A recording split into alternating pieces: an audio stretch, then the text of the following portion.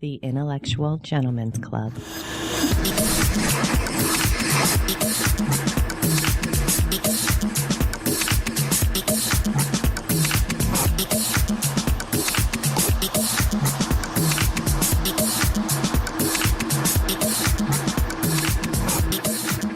Welcome back to the IGC. I'm Jason Abbott.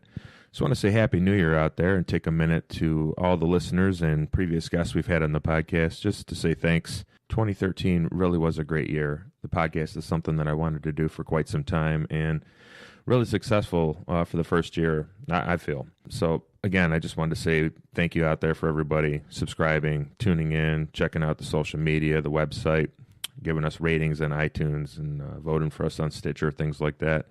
Really helps get the word out a little bit better.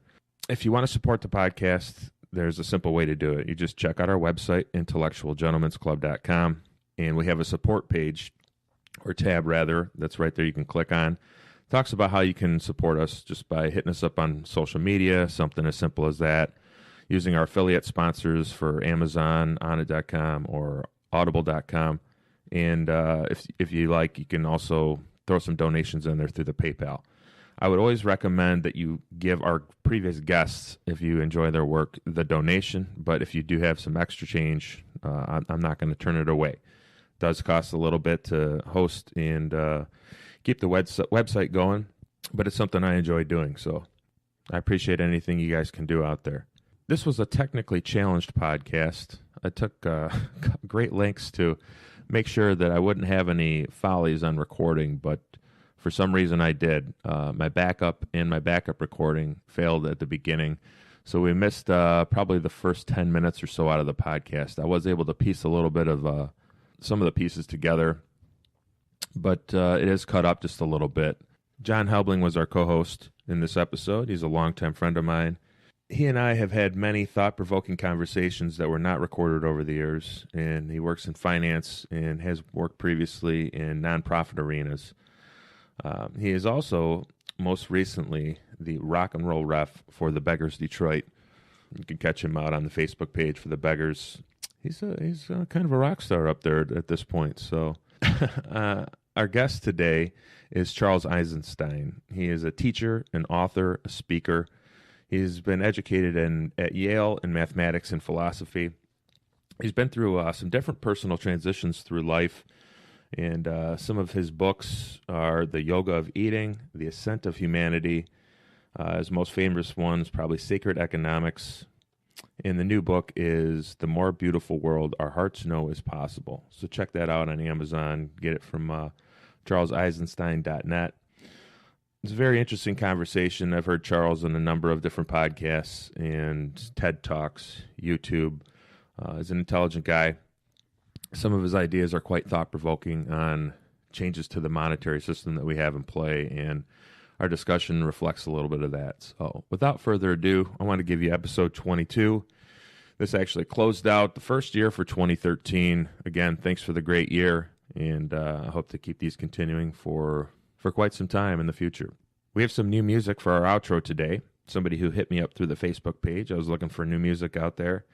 They're based out of Detroit and Chicago, it says on their Soundcloud page. It's We Are All Machines, and the track is I Am Taking This. So check them out on SoundCloud.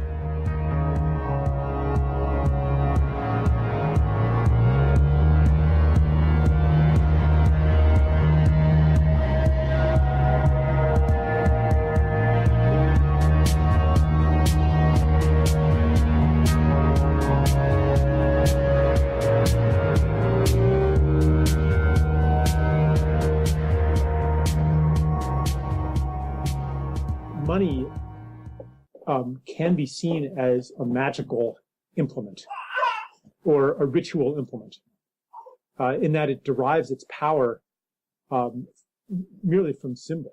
Money, you could say, almost rules the world, yet on a physical level, it's almost nothing. And going back even into ancient Greek times, money was recognized to have some kind of magical power. And if you even say, well, what is magic? Magic is nothing but the manipulation of symbols in hopes thereby of changing reality. you stick pins in a voodoo doll, you write symbols on a Taoist script thing, and something happens in the real world. Well, money's like that too. You write symbols on a check and something happens in the real world. So money has also, if there's anything that could be called magic, money fits very closely into that definition. I also work with it on that level too. What is the system of meaning that gives money this magical power? And, what is the story? What is the mythology that contains money? The answer, of course, has to be that it's the mythology that defines our civilization. It's because money is in everything. It's everywhere. So it's a very big, comprehensive mythology. And so the point of the book is that this mythology is in a state of transition now. Our whole society, all of its systems of meaning and of social coordination, of identity, all of these things are falling apart and transitioning into a new world. And so the book also approaches the question from this direction. How exactly does money embody our cultural narratives or reflect our cultural narratives? And what would it look like to embody and reinforce new narratives, the ones that we're moving into?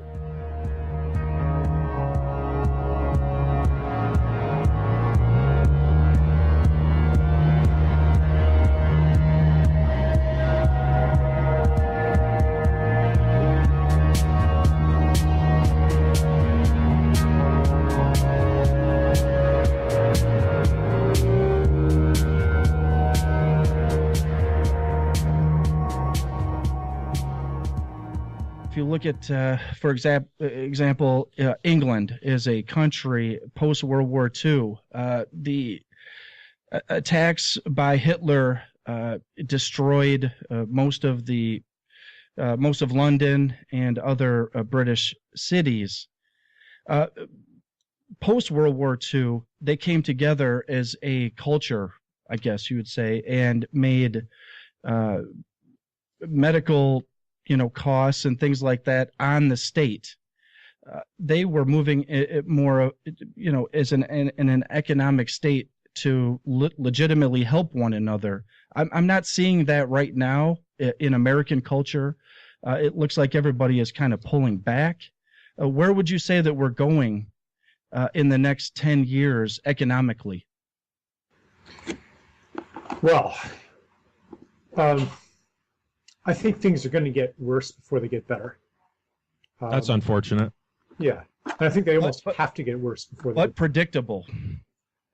I think that we're probably within 10 years, we're probably going to have, we're going to have first kind of anemic growth, 1 or 2% maybe for a while, but nothing like the robust recoveries of the past.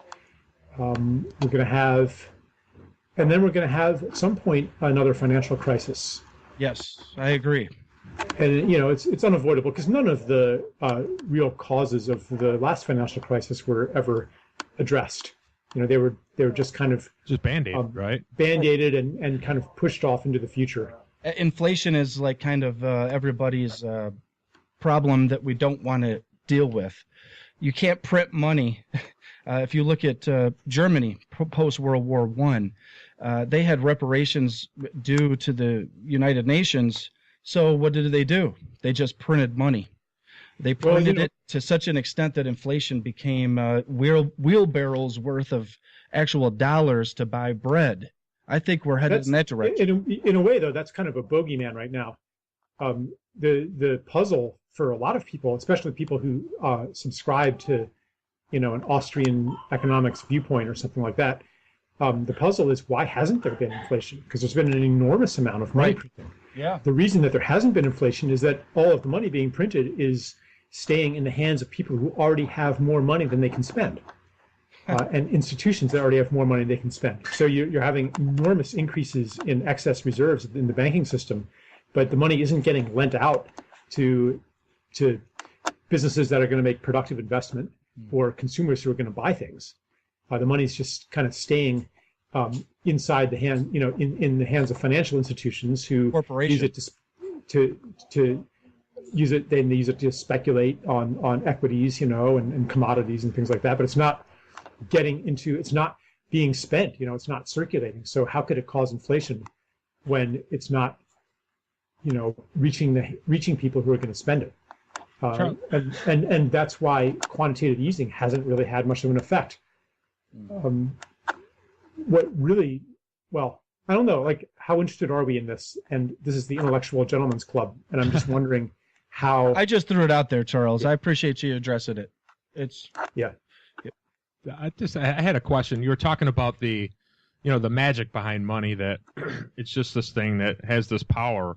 And I've tried to explain to my kids exactly what money is. They see a dollar bill with, a president on it of the past, and, they think it has this value in it because it's told that it has this value. But realistically, the U.S. monetary system of the Fed is entirely based on debt, correct? So it's a promissory note. It doesn't have any real value behind that. It just what is real value? It says it is. What is That's a good question. In the 70s, it was a gold standard.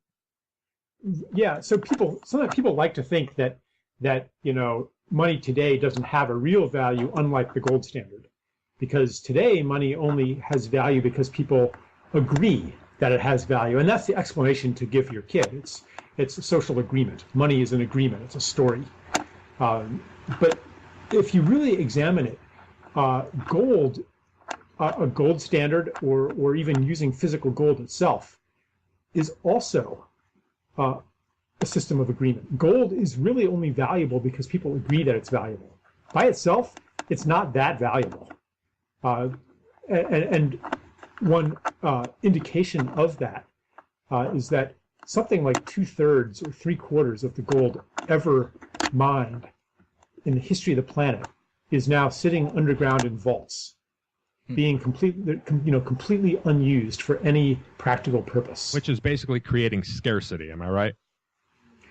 Well, it's kind of absurd, to dig money out of to dig gold out of holes in the ground and put it in other holes in the ground. Right. But the main point is that no matter what you use for money, whether it's camels or barrels or baskets of commodities, a bushel of soybeans, a barrel of oil, and an iron ingot, it's not. All of these things are only valuable within a web of social arrangements and agreements. By themselves, a bushel of soybeans in your basement and an iron ingot isn't actually that useful.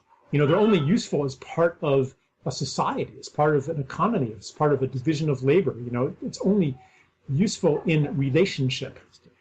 So I don't think that there's that fundamental a difference between what is sometimes disparagingly called fiat currency and backed currencies. There's still an agreement that bestows value, and that agreement can be it's enacted through various rituals.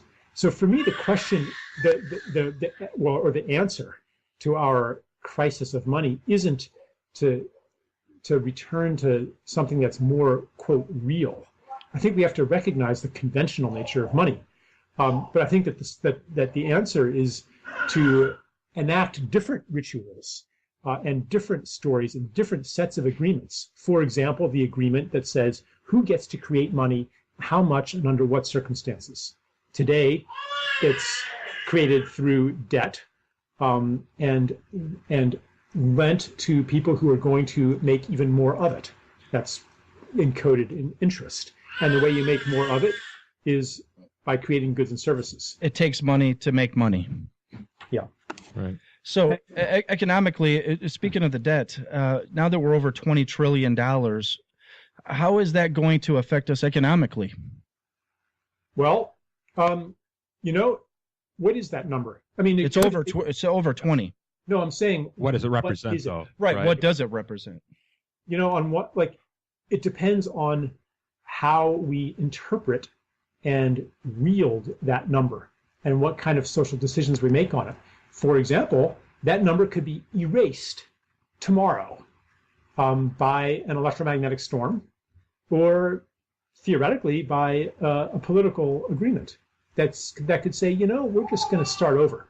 We're going to forgive all the debt, or we're going to monetize all the debt. We're going to there are many ways to eliminate it overnight. Let's assume that it does not get eliminated, due to the fact that it's pretty well documented that we're over 20 trillion in debt, and one of my issues with that is that we become a nation not built on manufacture. We are borrowing from other countries that become the manufacturers for us, like China and Taiwan, for example. Yeah, that's true. So we've gone away from a manufacturing base of, say, the booming 20s into World War II and post-World War II, where we became the manufacturing country to be, of all the countries in the world. Now we've gotten away from that, and we depend on cheap labor to produce our items and products that we want. Basically. Yeah. The American So where do we go when we get away from a manufacturing base? Where do we go from here? Are you asking me to relate that to? Yeah, I'm just throwing it out there for you. But okay. Where do we go from here economically when you get away from manufacturing? I guess for example, we're in Detroit, the big three. They're not hiring. They used to, and I guess. Okay, so there's I'm just wondering on what level to address that question, because there's a long-standing problem in economics that's never really been resolved. And it's basically the problem of it goes in under various names, but it's the problem of overproduction, and so basically. You have a certain need. Society needs a certain amount of stuff, and it can be manufactured thanks to technological progress. Society's needs can be fulfilled with less and less labor. It takes fewer and fewer workers to produce, however many garments, however many bicycles, however many cars, however many, of all the things that people use. We become more and more efficient, or productivity per worker increases. So you need less and less people working to meet all of these needs. But not only that, capitalism, correct me if I'm wrong, but it requires an exponential level of growth. I mean, where can we pull the plug on that? Not necessarily. Well, I was getting to that. Okay, yeah. Okay. But okay, so. Why is this a problem? It sounds like, well, that should be good news. We have to work less and less, right? And we get to meet all our needs. That's a good news, right? Mm-hmm. Well, the problem is that the only way that people get money is through employment in creating goods and services. So if you need fewer and fewer people to do that, you're going to have rising unemployment. And on a deeper level, the way that money is created is by being lent to firms that are going to be able to pay it back with interest. So firms that are going to be able to produce more and more stuff and sell more and more of it. So when there are so this is why economic growth is necessary. When the markets are saturated and there's not more and more stuff that can be produced, then lending opportunities fail as well. So money isn't being created anymore, and so there's not enough to pay back the debts that were incurred through the creation of earlier money, and the system stops working. And in my book, I draw this out in a lot more detail, but sure. Basically, the problem is that we systemically don't have a way to work less. And so this promise of technology to usher in an age of leisure has never been met. And the only way that we can deal with it systemically with this increasing productivity of labor is to consume more and more and more. Or have others produce it at a very reduced rate where cost of living is much less. For example, in Detroit, if you were to build a car with let's call it 5 individuals. that cost would be much higher than if you did 5 individuals in China. So I think when it comes to the bottom line, corporations outsource it to the lowest bidder, as it were, per producer. And I think that's what we're running into, is the greed aspect of economics being outsourced, where the creation of the middle class happened in, we'll call it the 50s, 60s, 70s, 80s. Now we're looking at just outsourcing from a corporate perspective. They count the beans, and everybody, if we could get it done cheaper in China, for example, that's what we're going to do. And they don't care about the fallout on the American worker. That's kind of one of my primary questions I had for you, Charles, is I was actually in a conversation with another friend of mine, and we got into a kind of heated debate, and I was talking about how corporations work, and how, if you look at it closely, it almost mimics the behavior of a sociopath. We've talked about this a little bit on the show before. Absolutely. And he kept arguing about it, that what capitalism has done is it creates jobs, it creates wealth, and it puts food in people's mouths, and it gives people products. But what my argument to him is on paper, capitalism, let's say the CEO, his primary purpose, and legally, I believe, is only drive is to make a profit for their shareholders. Profitability. Sure, and anything that happens on the back end of that is null and void. So there's a lot of hidden costs in these things, as far as, John, you're talking about, outsourcing things to China and whatnot, but there's environmental impacts that aren't really tagged in the price tag right off the bat. Look at the smog, look at the pollution, look at what's happening with our power plants that are failing. Like, let's just take Fukushima. That was a primary drive for power to create industry, and now that has failed miserably. And we're going to be feeling the effects of that for many generations. Not to mention the effect on the American worker. Sure. But their families, of and course. their generations of... But right. what my point is none of that is accounted for no. in the dollar amount of selling an automobile or a widget. So how do we rectify that situation and make sure for future generations down the road, hopefully, that when we get our shit together, that we can account for responsible behaviors to where future generations we're not passing the buck on. And just to go back to what I had said earlier, the reason I threw in, the British in World War II was post-World War II. It took a major catastrophe, which was Hitler and his Luftwaffe bombing them constantly and causing thousands and thousands of deaths. It brought them together as a country. And I just want to preface, the reason I said that is because it's going to take another catastrophe in this country, worse than 9/11, that would actually bring us together, that we could actually look at things like this and cut the greed of capitalism. Charles, what are your thoughts on that? Sorry, man. Yep. Well, you guys have mentioned like 6 or 8 different topics in the last 3 minutes. Yeah, so sorry about that. I'm not really sure where to begin. Well, let's start with the back end of things, as far as the economic impact for generations down the road.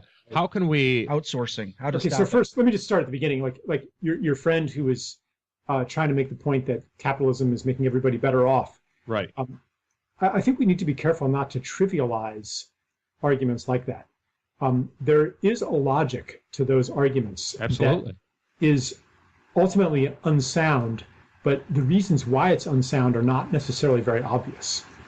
And so basically, probably the argument that he was trying to make was something like this, that when a corporation or a firm, a company produces something, people will only buy it if it is of benefit, of utility to them.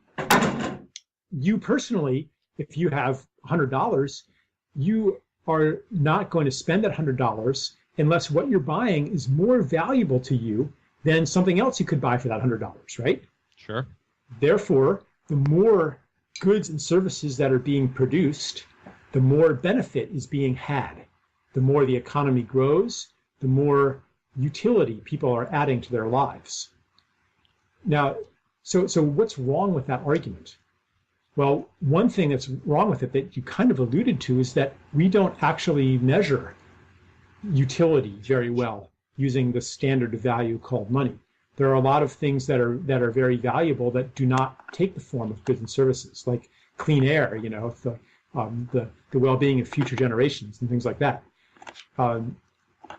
Also, what might be happening isn't that we're meeting more and more new needs and new desires with this expanding realm of goods and services. What could be happening is that things that we once got through other means besides purchasing, through a gift economy, through community, through being close to nature, are no longer available to us. So we have needs to compensate for these lost things. So, if somebody is shut indoors and not allowed outside, they're a kid, they're not allowed outside, or the outdoors has become inhospitable, then they're not going to have the kind of adventures that kids used to have, and they're going to have a need for online adventures.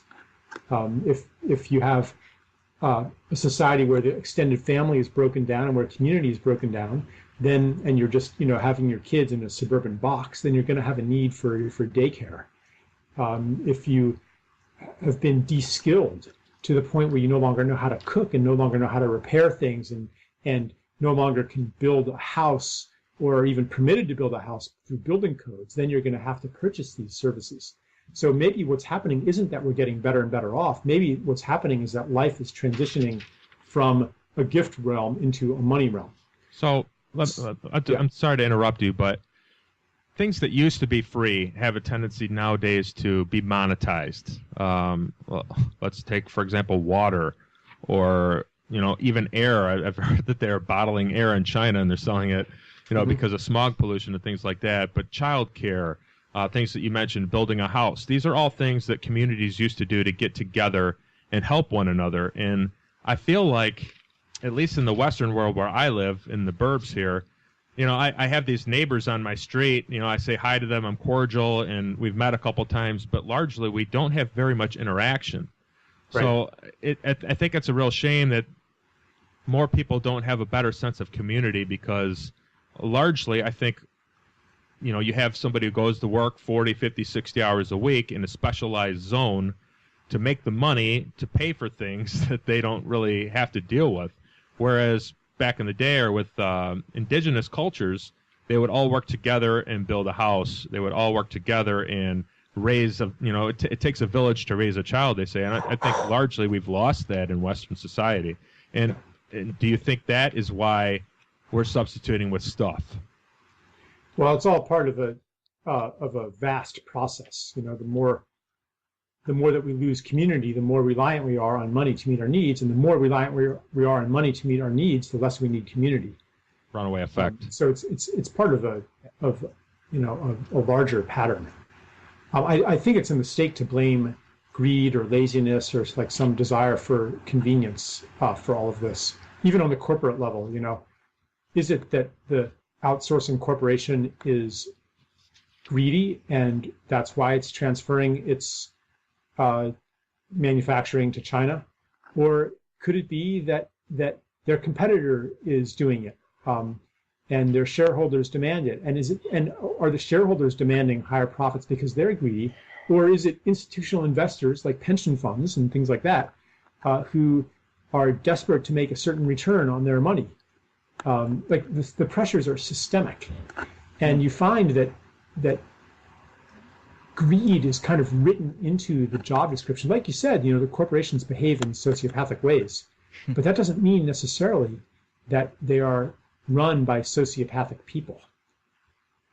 You put yourself in those roles, and you find that you end up acting like a sociopath as well. Sure. Yeah. Similar to Nazi Germany. Yeah, it's written into the system. Going with the flow, yeah. Right? Yeah, and that's important, because if you want a really thorough solution to the problem, and we are imagining that the problem is greedy people, then we're not going to have a very deep solution, because we're going to be like, well, you just get rid of the greedy people and things will be fine. But Not so when we easy. understand that the greed is systemically induced, then Charles, we have to work on the systems level. I agree. I really appreciate that in-depth answer. What would be your definition of a gift economy? Well, it's the flow of gifts in a society that doesn't rely on money to mediate it. Can you Elaborate. outside of like Burning Man, can you elaborate on what we could find? Where could we find a gift economy in modern Western society nowadays? Well, Craigslist, for example, free stuff on Craigslist. That's an example of gift economy. Okay. Or open source software, or I mean, to some extent, the internet. There's aspects of gift economy all over the internet. You don't. If you have a blog, you don't charge people for that. You're kind of giving that out. As a This gift. podcast is And free that's the as next well, step. so, Yeah. By Yeah, this corporations. podcast. Yeah, how do I monetize this? You're about to with have my to pay sponsors? $10 for this podcast right. next month. And you might actually get a return in some form, but it won't be because you made someone pay for it. Someone might donate to you, or might invite you to some other opportunity, and you might have a sense that this happened because I gave this gift outward. But you're not doing it in a calculating way. You're not saying, okay, I'm only going to give this to you if you give me more in return. So the gift economy, is it completely based upon altruism? Or can there I be would say that- ulterior motives behind that?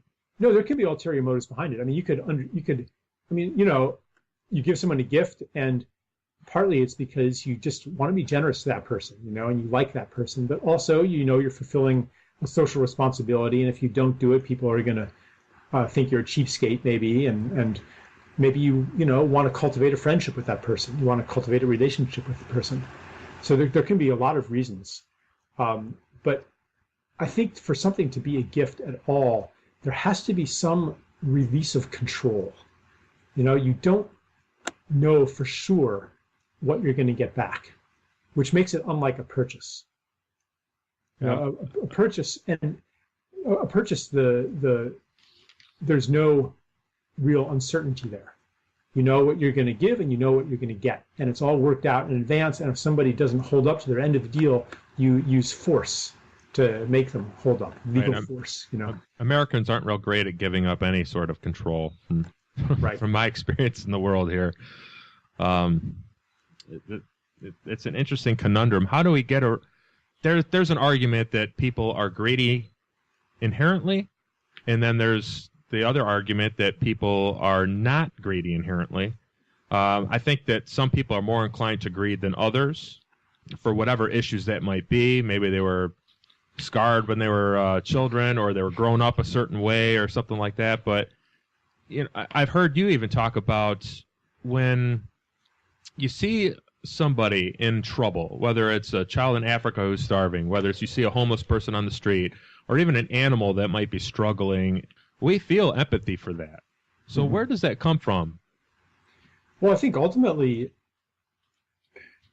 the whole economic system is based on the concept of the individual and the idea that as separate individuals, we naturally seek to maximize our own self-interest, and that our self-interest is distinct from the self-interest of these other separate individuals because we are separate. And I think that, earlier I mentioned like a shift in our deep stories.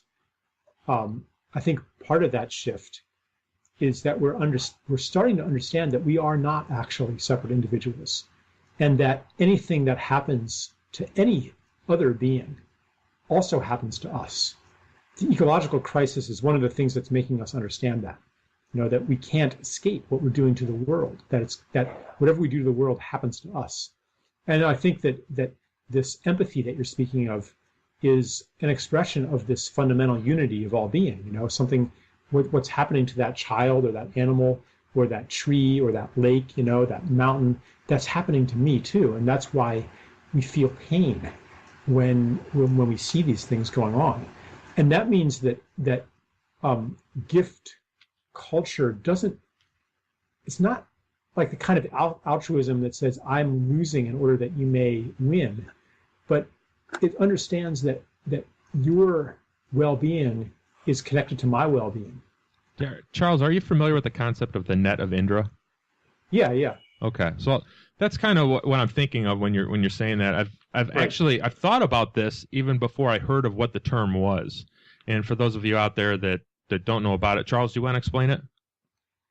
Well, the net of Indra is this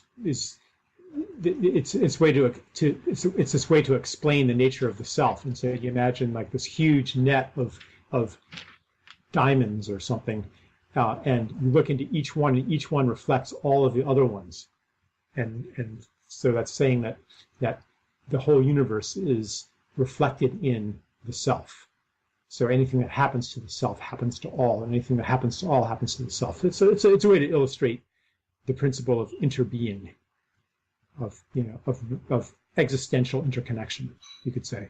I know when I cause somebody harm, it affects me, and when it affects me, it affects the people who I'm close to, and so on and so forth. But when I put myself out there, and I do a good deed, let's say, whatever that might be, I feel like let's put it into words, I shine my diamond a little bit, right, to those around me. And I don't know, it's a very difficult thing for me to get across, but when I do good, I feel like each little thing I do in life, whether it's a smile at somebody, whether it is a snarl, whether it's giving somebody money or whatever it is, or helping somebody in need, that lightens their light as well, and then they'll hopefully have the energy to, enhance that positivity. But I think it can work on the opposite end of that spectrum as well. If something bad is done to somebody, that creates disdain in them, it creates resentment, and they kind of harbor that, and it comes out on other people who are around them.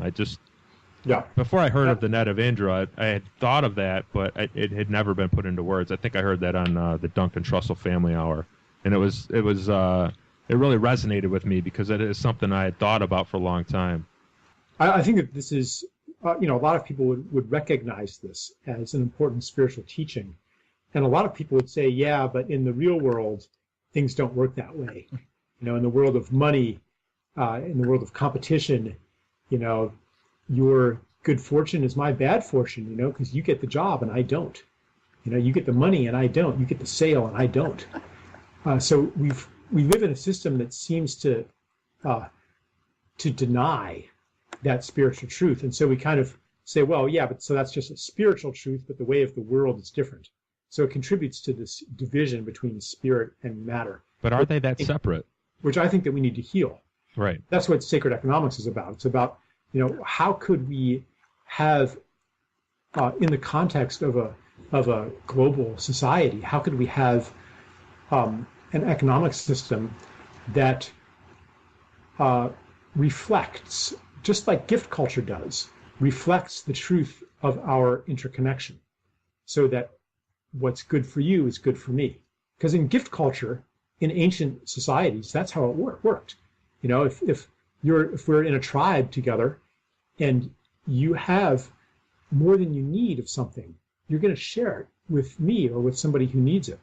If you go and you get some big game, you don't store it all for yourself. You have a feast. Everybody comes. Or it spoils, right?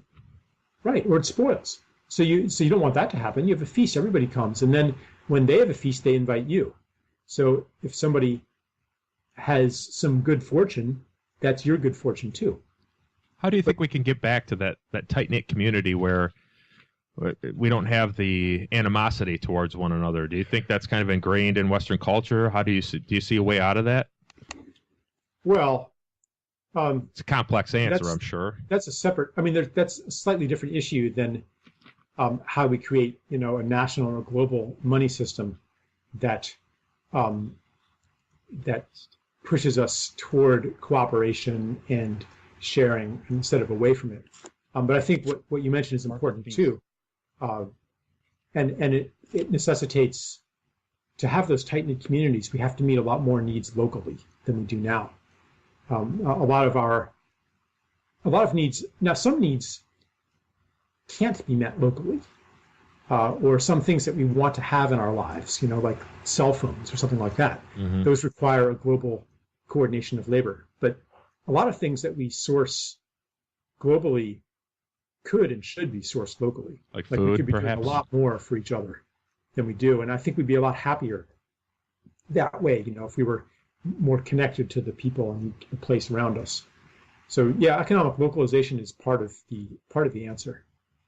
What would you recommend for somebody to start if they're fed up with the Western way of greed and the status quo that's out there? Is what kind of things would you recommend locally that somebody could do? Well, there's a lot of different things. I mean, anything that builds relationships and builds the skills necessary to take care of each other is a step in that direction. It could be, or anything that serves the, I wanted to say serves the community, but a lot of times there isn't really a community yet. But anything that builds ties and builds relationships. So things like, it could be instead of a commercial daycare, you could have a daycare co-op. Instead of a rental center for tools, you could have a tool library. You could have a time bank that allows people to help each other out and to kind of keep track of who's contributing without using money. You could have reskilling workshops. You could have community gardens, like all that kind of stuff. Those are steps toward reestablishing community.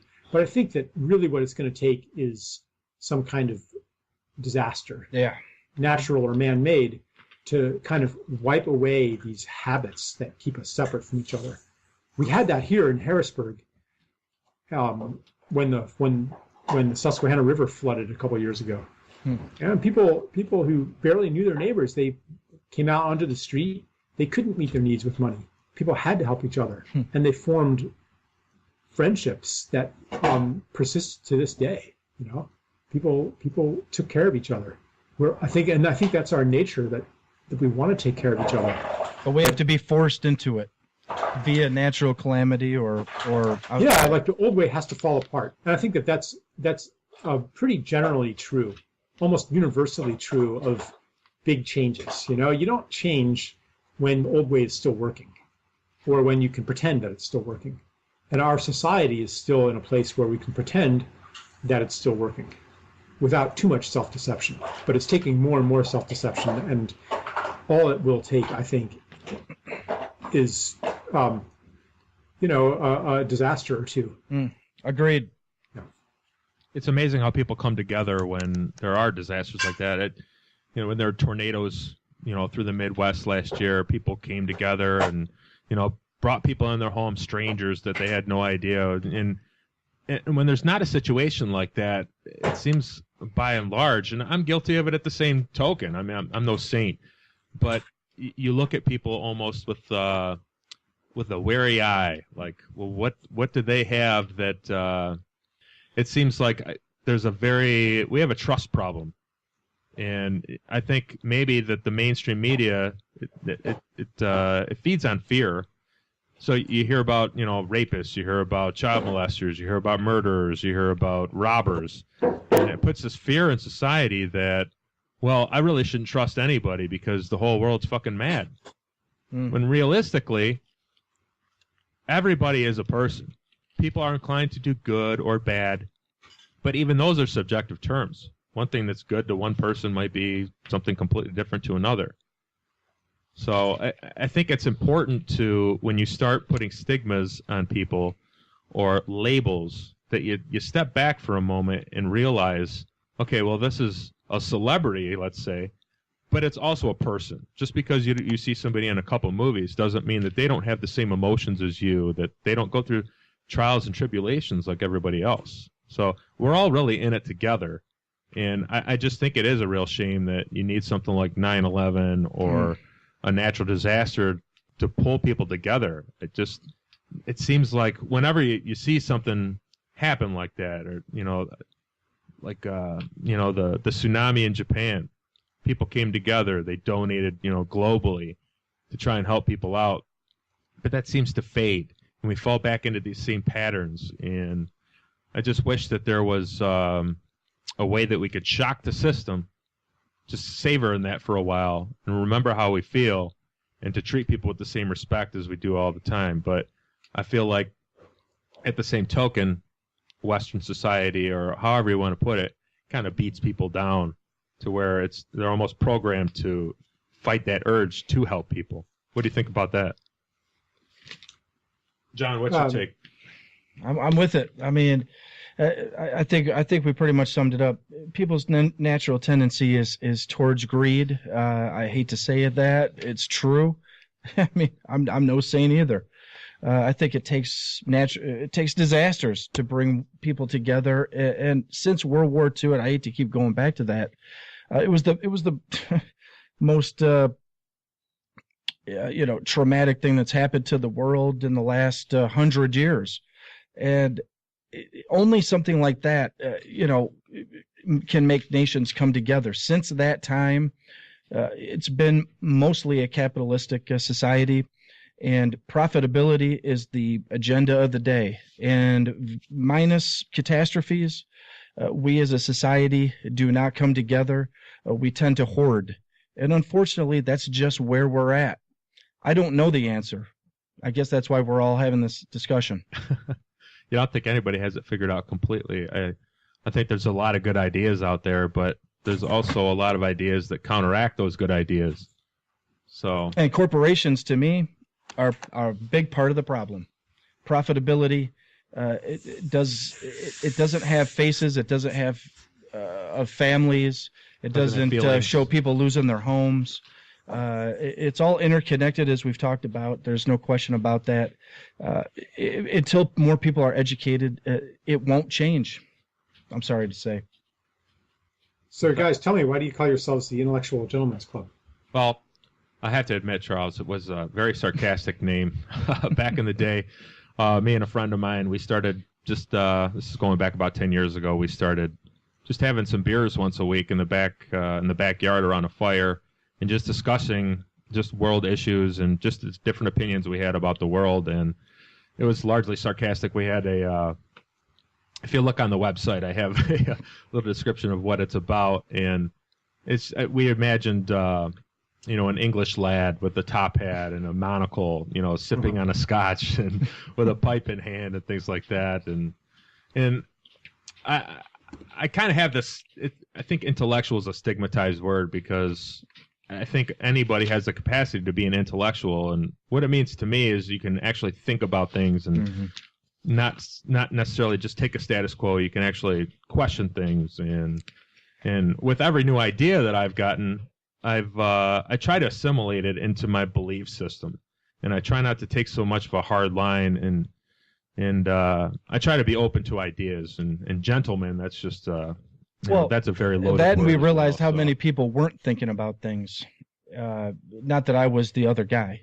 Eventually I came around, but there's a lot of people that, especially gentlemen or men, and specific, that don't think about things, and it's because of ignorance that things aren't changed and there isn't more progress. And it's when good men do nothing, we all lose.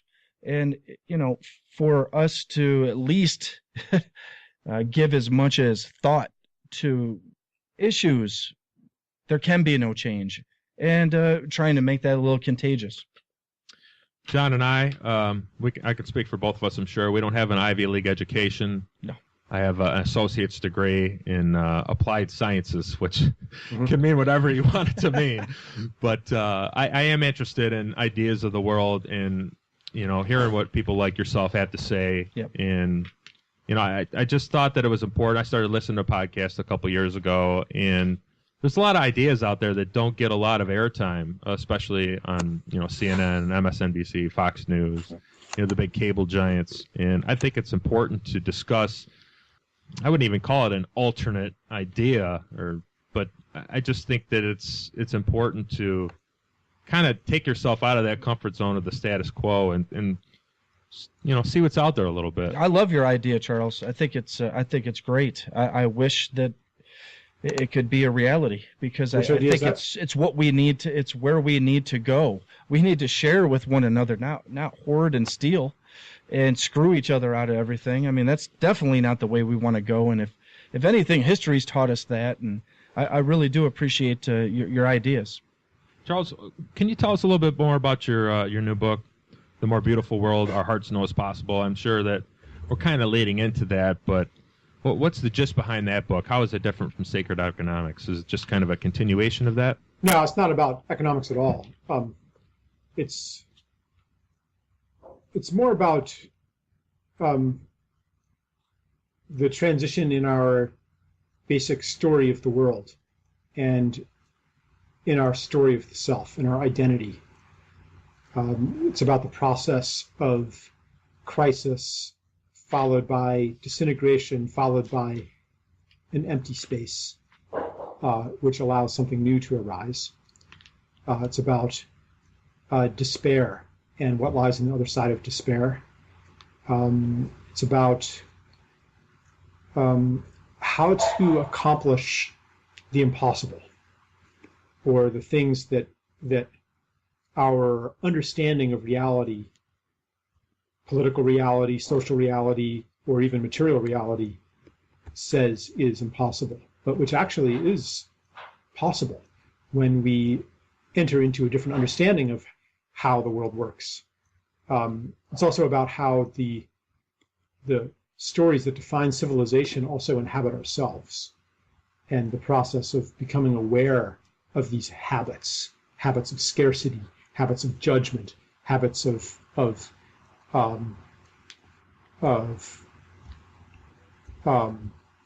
there's a bunch of them, habits of separation, habits of control, and what to do about them when often, like, you find that anything you're doing is still coming from an old way of being. So it's about reaching that point of helplessness where you just don't know how to change. And I think our society is reaching that point too. We don't know how to get to where we sense that there's a place. That's why I call it the more beautiful world our hearts know is possible. Like, we know that the world is supposed to be more beautiful, more joyful, more authentic, more intimate than what we've been offered as normal. We know that it's supposed to be, and on some level we know that this isn't just a fantasy, that we can get there somehow, but we don't know how. And our minds often tell us that it's impossible, because from our mind's perspective it is impossible. From everything that we've learned about the way the world works, it's impossible to get to this beautiful world. But on some level we do know that it is possible. And so that's where the title of the book comes from. And I guess my goal in that is to awaken that knowledge in people, because so many of the things that we have to do don't make sense in the logic we've grown up in. They seem senseless. Things like, small acts of kindness, and of helping neighbors, and even of, helping save an ecosystem, restore wetlands, or plant gardens in the inner city or something like that. Like, on the global scale, so what? What good is that going to do in the face of Fukushima or climate change or whatever else you're worried about? But one of the things I talk about is how every act has global significance, which is something that we can feel, even if our minds deny that possibility. And a lot of people are going to have to do these somewhat sort of crazy things. But when everybody does them, then they're no longer crazy. But on an individual level, it's kind of crazy. So I'm offering a different logic. I guess that's the best summary I can give of the book. Okay. I had an experience a couple weeks ago, and it was in a group setting. Let's just face it, it was a psychedelic experience. And one thing that that came to my mind during my experience was a talk that I heard you give. I don't remember if it was on a podcast or a TED Talk you've done, but these words kept echoing in my mind that we didn't have to earn life. We didn't have to earn the sun. We didn't have to earn air. We didn't have to earn anything to be born. Yeah. And, I'm sure there will be some people that disagree with that due to their own philosophical reasons. But I find that really hit home for me during that experience, because I think if people practiced a little bit more gratitude in the world and just not sweating the small stuff and realizing that life is a beautiful thing and it is kind of what you make of it and what you put into it. I just want to say thanks for that. I mean, anybody could have really said that, but it was you that was echoing in my mind. I think that a couple of things to say about that. One is like a lot of the only important things to know are really simple, I think. It's stuff like that, like, we didn't earn our lives. It wasn't through our hard effort that we finally were able to be born and that we created the sun. Like these are all gifts, and therefore our default state is gratitude. Like that's something that on some level is undeniable. People can feel into themselves and touch upon that primal gratitude. And I think but you can't just tell people to do that. And if they're not in a state of gratitude, say, well, you're just not working hard enough at it. Right. You're not practicing hard. There's something wrong with you. You lazy shit. It's just something you have to feel. Right. It's something we need help to get to that place. I've needed help over years, that's for sure. One way to help is to give people experiences of receiving without condition. That opens them up to gratitude. I think psychedelics are another way to, another form of help. I think that they're really important as an agent of the transformation of the human species, and especially of, industrial civilization. And that they've come into our world at key moments, one after the other. LSD in the 1960s, and now, ayahuasca today, right. Being the medicine of our time. Like, I don't think we're going to make this transition without helpers like that. Well, I understand now why it's called a plant teacher. And I've been talking a little bit around Facebook that it was something that was my first experience with ayahuasca, and it really was the red pill. And I'm speaking of the Matrix, and it wasn't something that I could be told what it was. It's something I'd heard about it for 2 years, and I had been very open to it coming into my life, and it finally did. And I jumped on the opportunity to take that. But I feel like they find me, these different psychedelics, when I need it, and they always shock me into.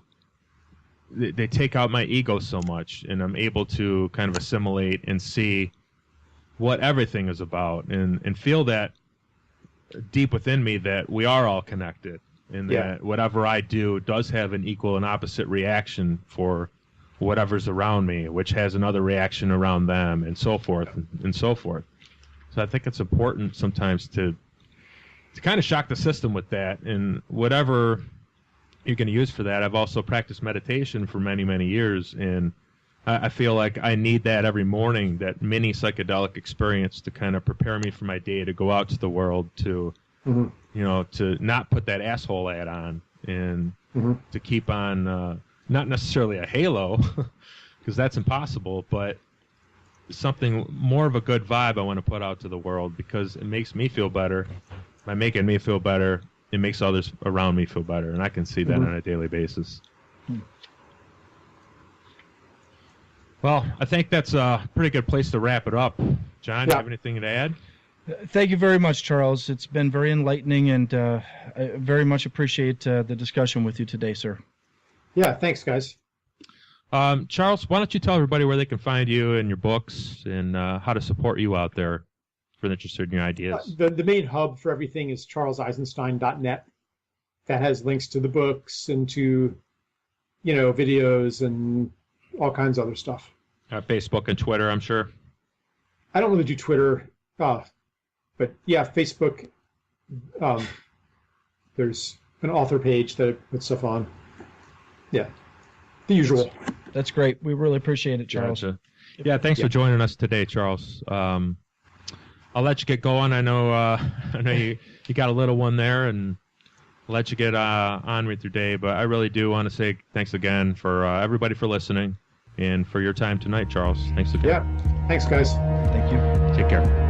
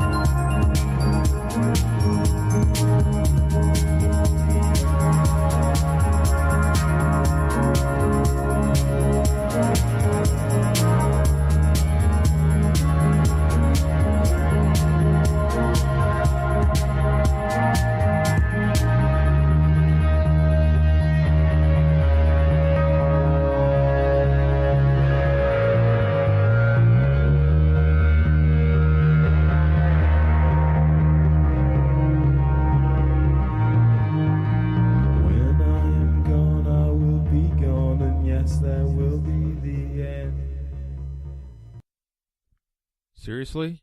You're still listening? Well, why don't you download all the podcasts? www.intellectualgentlemansclub.com. iTunes, Stitcher, the whole works. Go get the rest of them. Later. I never said I was a gentleman, Actually- motherfuckers.